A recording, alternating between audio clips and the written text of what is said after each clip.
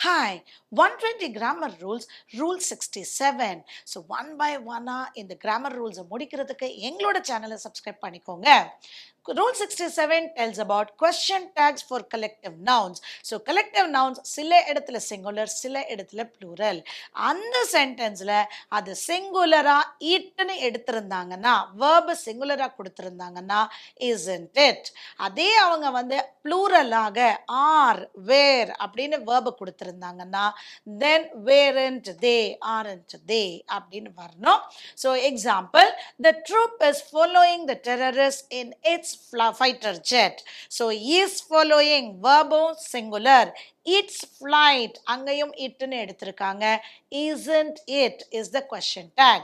உங்களுக்கான ஒரு homework sentence கொடுத்திருக்கேன். அதை work out பண்ணி comments boxல போடுங்க. For more videos like this, follow our YouTube channel. Thank you.